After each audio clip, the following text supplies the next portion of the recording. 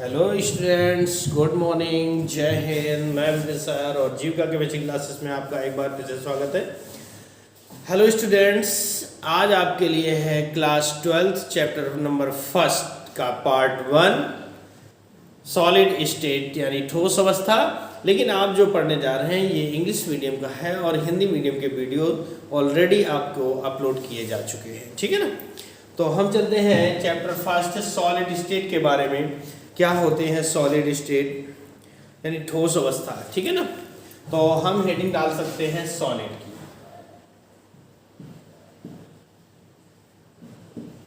Solid, ठीक है ना। क्या होते हैं सॉलिड, इसके बारे में डालते हैं तो लिख सकते हैं कि a solid is defined as that a solid is defined, ठीक है ना। A solid is defined as that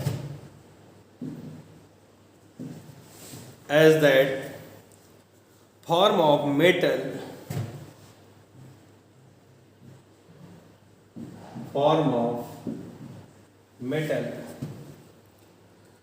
which possesses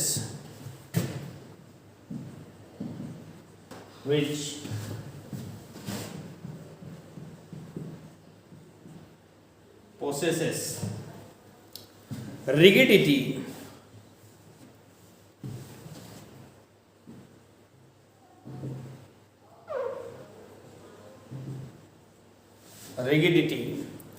and a definite shape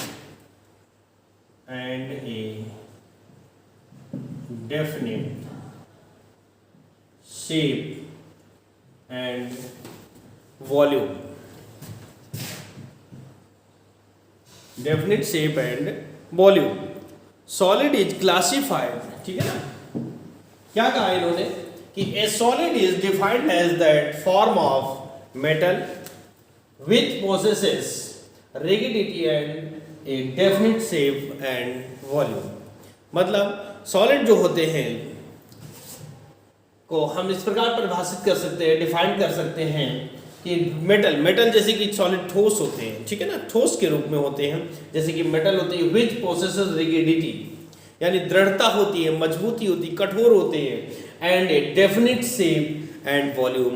तो सॉलिड का जो शेप एंड जो साइज होता है वो शेप होता है, निश्चित होता है। फॉर एग्जाम्पल कि जैसे हम ये डस्टर लेते हैं, डस्टर हमारा किस कंडीशन में है, सॉलिड में है ना। तो इसका एक शेप निश्चित है, डेफिनिट है, इसका वॉल्यूम डेफिनिट है, अर्थात ना तो इसका वॉल्यूम चेंज होता है और ना ही इसका शेप चेंज होता है। दैट इज कॉल्ड सॉलिड, है ना। तो फॉर एग्जाम्पल लेते हैं कि आयरन, कॉपर, ठीक है, iron, copper, aluminium, stone, etc, ठीक है ना। स्टोन यानी पत्थर, कोई भी चीज जो सॉलिड दिखे। वुड भी होती है आपकी, है ना, वुड को भी ले सकते हैं, वुड भी हमारी होती है सॉलिड की कंडीशन में, etc। ये हमारे एग्जाम्पल हो जाते हैं जो कि सॉलिड कंडीशन पर मिलते हैं। अब हम चलते हैं कि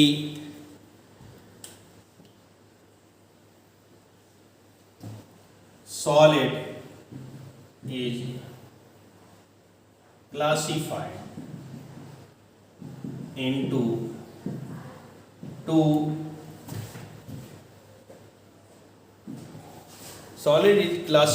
into two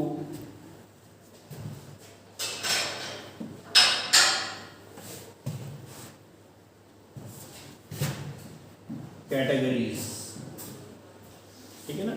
solid is classified into two categories यानी सॉलिड को हम दो भागों में डिवाइड कर सकते हैं। सॉलिड का क्लासिफिकेशन हम टू पार्ट्स में कर सकते हैं। टू पार्ट्स में सॉलिड को डिवाइड किया गया है। नंबर 1 पर आता है आपका क्रिस्टलाइन सॉलिड। नंबर 1 पर होगा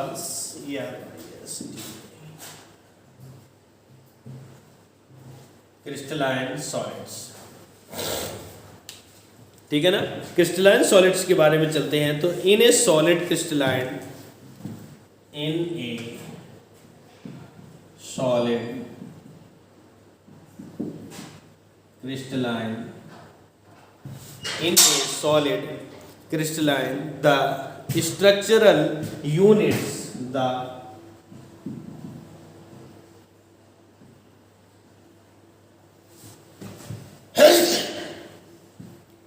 structural units, for example atoms हो सकते हैं, आयंस हो सकते हैं, या मॉलिक्यूल्स हो सकते हैं, ठीक है ना। तो in a solid crystalline the structural units atoms, ions, molecules, कोई भी चीज हो सकती है इन तीन में से, आर अरेंज्ड इन ए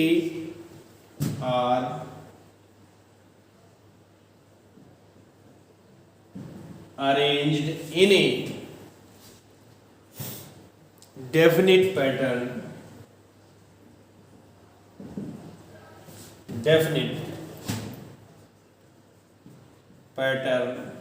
ठीक है ना। एक निश्चित क्रम में, डेफिनेट पैटर्न का मतलब होता है एक निश्चित क्रम में, ठीक है ना, एक निश्चित क्रम में, full stop, this definite pattern is repeated, this definite pattern is repeated, this definite pattern is repeated constantly throughout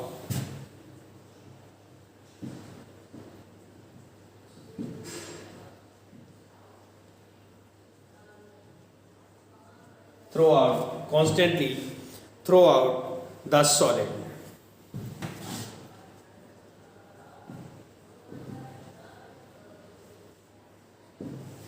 Full stop.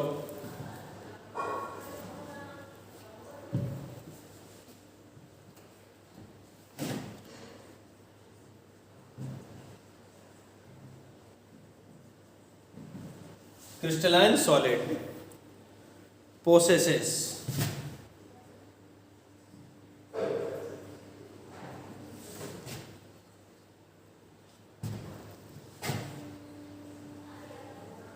share melting points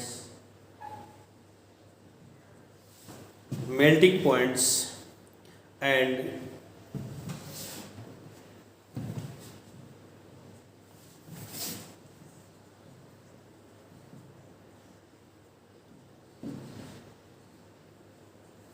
characteristics heat of fusion.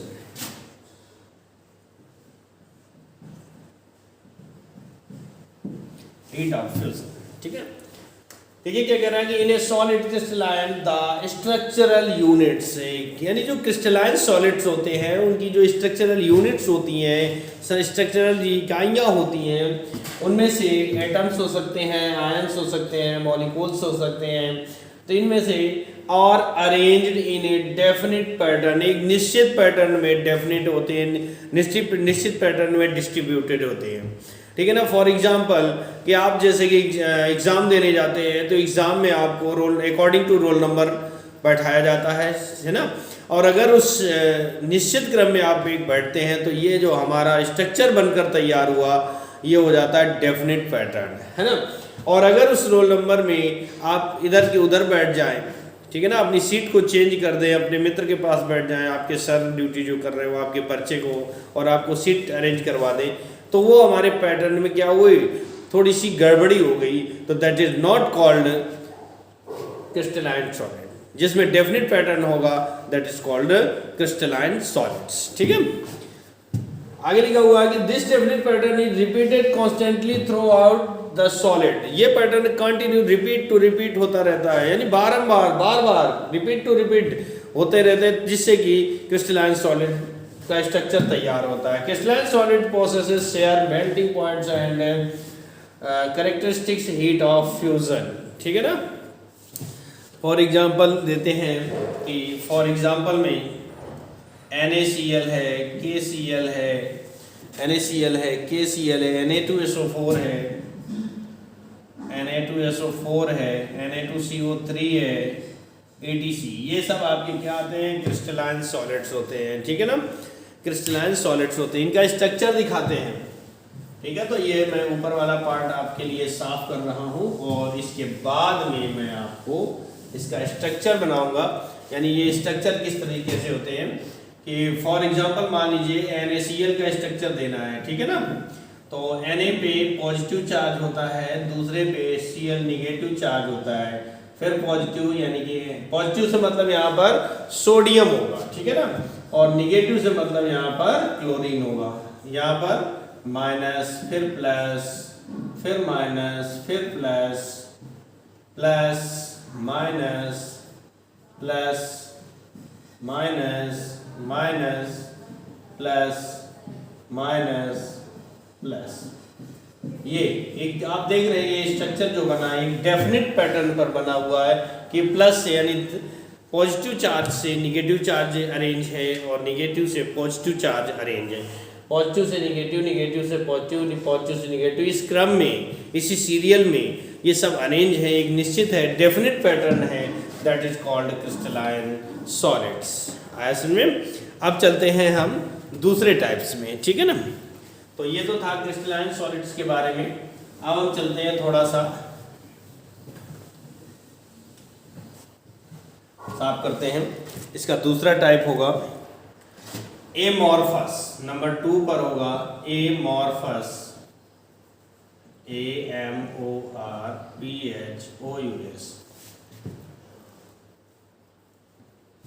Solids. Amorphous solids के बारे में पढ़ने जा रहे हैं। यानी crystalline solids पढ़ लिया, अब एमॉर्फस सॉलिड्स पढ़ेंगे। उसके बारे में क्या है कि in amorphous solids, in a amorphous solids, in a amorphous solids the structural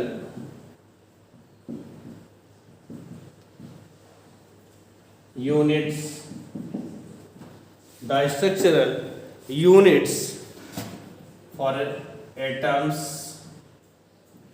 ions, molecules, atom, ions, molecules, atom, ions, molecules are not arranged in a, are not arranged in a, are not arranged in a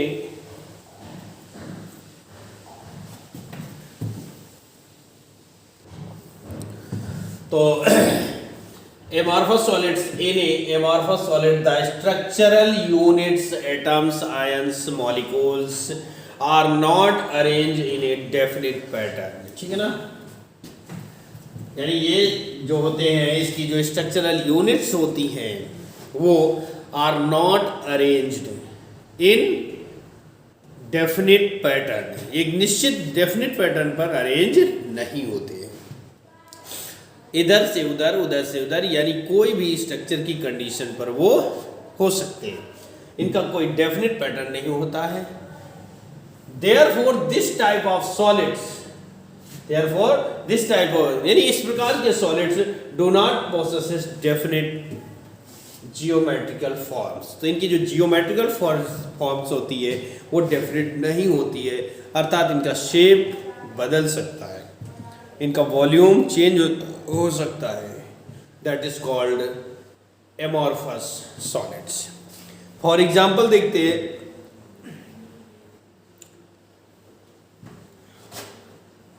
glass, wax, rubber, starch,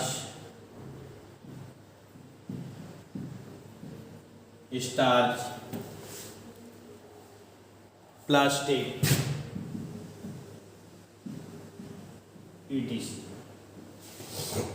इनका कोई definite pattern नहीं होता है, ठीक है ना। अब इसके बाद में हम चलेंगे नेक्स्ट पैटर्न में, ठीक है, ओके।